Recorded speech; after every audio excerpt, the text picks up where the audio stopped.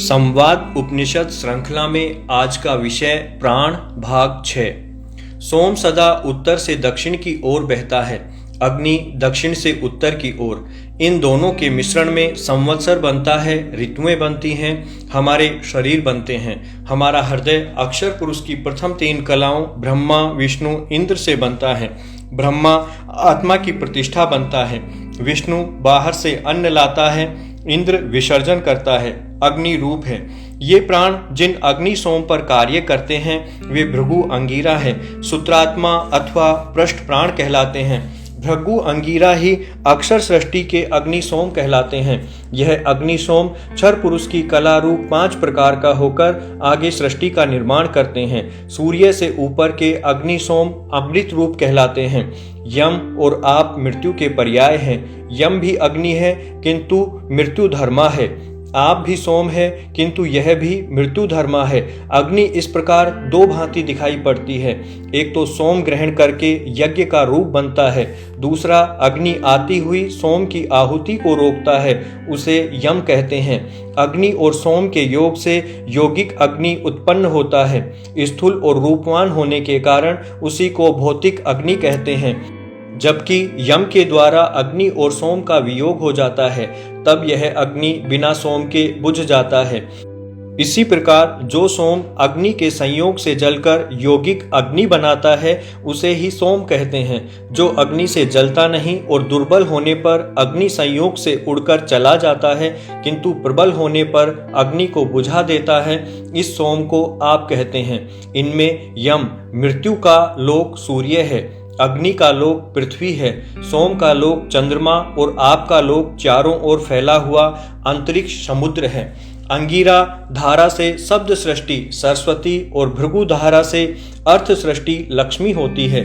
ऋक यजु सामरूप अग्नि वायु आदित्य को प्राणाग्नि कहते हैं। अथर्व या सोम ही प्राण सोम कहलाता है। इन तीनों अग्नि प्राणों से वैश्वानर नामक ताप धर्मा अग्नि पैदा होती है।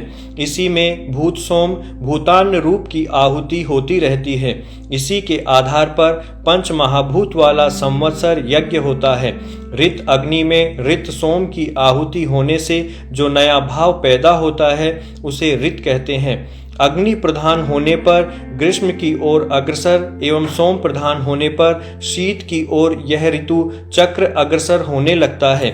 वसंत से अग्नि का जन्म, शरद से सोम का जन्म, वर्षा पर अग्नि की समाप्ति, शिशिर में सोम की समाप्ति, अग्नि की चरम विकासावस्था की ही सोम में परिणति, सोम की चरम संकोचावस्था की ही अग्नि में परिणति। ऋतुओं से ही संवत्सर यज्ञ चलता है और इसी से अग्नि सोमात्मक जगत सृष्टि का निर्माण होता है।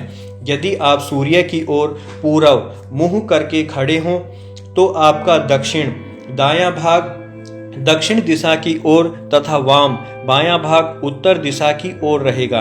दायां भाग दक्षिण से उत्तर को जाने वाली ऋताग्नि के कारण अग्नि प्रधान रहेगा। वाम भाग उत्तर से दक्षिण को जाने वाले ऋत सोम से सोम प्रधान रहेगा। एक ही शरीर में अग्नि और सोम दोनों का भोग होगा। अग्नि पुरुष भाव है, सोम स्त्री भाव है, अतः अग्नि प्रधान दक्षिणांग पुरुष भाव तथा सोम प्रधान वाम भाग स्त्री भाव प्रधान माना गया है। यही अर्धनारीश्वर अथवा शिव शक्ति की प्रतिष्ठा है। दाम्पत्य रूप में सोम रूप शुक्र का स्त्री के आग्नेय शोणित के साथ यजन से अग्नि सोमात्मक प्रजा की उत्पत्ति होती है। यह पुरुष सौम्य एवं स्त्री आग्नेय रूप होते हैं। सोम ही अन्न है, इसी से हमारा सौम्य रूप मन बनता है। भोजन करने के पश्चात इस अन्न का रस बनता है।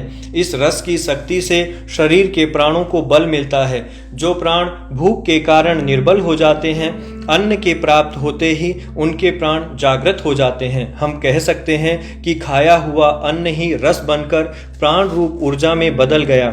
इसी ऊर्जा की प्रेरणा से इंद्रियों का व्यापार शुरू हो गया। शरीर के जीवनीय शक्ति रूप कर्म शुरू हो गए। अध्यवसाय पूर्वक प्रेरणा बल का प्रवर्तक बन गया, अर्थात प्राण ही हमें कर्म में प्रेरित करता है। प्राणों की क्षमता भी सीमित होती है। इस तरह के कार्यों में कुछ प्राण अवश्य ही खर्च होते हैं। ज्यों-ज्यों हमारे प्राण निर्बल होने लगते हैं, त्यों-त्यों हमारी कार्य क्षमता भी शिथिल होती जाती है। फिर प्राणों को अन्न की जरूरत, अस्नाया अथवा भूख लगना महसूस होने लगती है। फिर जठराग्नि में अन्न की आहुति, पुनः रस निर्माण और शक्ति का पुनर्भरण, पूरा चक्र चल पड़ता है। यही अग्नि सोमरूप अध्यात्म यज्ञ है। इसी में रस के द्वारा आगे की धातुओं का भी निर्माण होता है। रस से रक्त, मांस, मेद, अस्थि, मज्जा और शुक्र का क्रमिक निर्माण होता है। फिर ओज, मन रूप तथा चांद्र प्रदत्त सौम्यता व्यक्ति को शिव तत्व की ओर अग्रसर करती है। आकर्षण और विकर्षण दो जीवन के आधार हैं। इनको ही विकास और संकुचन तथा प्रकाश और विमर्श कहते हैं। ज्ञान और कर्म भी इन्हीं का नाम है। इन्हीं के स्पंदनों से जीवन क्रियाशील रहता है। इच्छा, क्रिया, कर्म साथ रहते हैं। मन की इच्छा, प्राणों की क्रिया और शरीर का कर्म, मन प्राण वाक भी सदा साथ ही होते हैं। मन की प्रकृति, प्राणों की अहंकृति और शरीर की आकृति भी एक साथ बनते हैं। क्रिया भाव शब्द भी अविनाभाव रहते हैं। इन्हीं के साथ प्रकृति के सत्य, रज और तम जुड़े रहते हैं। पितृ प्राण या पितर 7 प्रकार के माने गए हैं। इन 7 को भी 2 विभागों में बांटा गया है, अमूर्त और मूर्त। अमूर्त पितर भी 3 प्रकार के होते हैं, सोमसत, बहिर्सत और अग्निस्वात। इसी प्रकार मूर्त पितर भी 4 प्रकार के माने गए हैं, हवीरभुज, सोमप, आज्यप और सुकाल। अग्नि में हवन करने पर प्राप्त हवि को जो पितर खाया करते हैं वे अग्निस्वात पितर कहलाते हैं। जहाँ जल सूख जाता है वह जल की सूखी हुई अवस्था बरहिस कही जाती है। जितनी भी औषधि वनस्पति हैं वे सब बरहिस कही जाती हैं। उन बरहियों के आधार पर अर्थात सूखे पदार्थों के आधार पर भोजन करते हुए जो स्थित रहते हैं वे बहिर्सत पितर कहे जाते हैं। जो पितर गीले पदार्थों के आधार पर अर्थात जल आदि के आधार पर भोजन करते हुए स्थिति पाते हैं वे सोमसत पितर कहलाते हैं। इन पितरों में भी कई प्रकार के 2 के योग में किसी प्रकार के उपमर्दन से उत्पन्न विभिन्न प्राण रूप को उसके स्वरूप के अनुसार देव या असुर प्राण कहते हैं।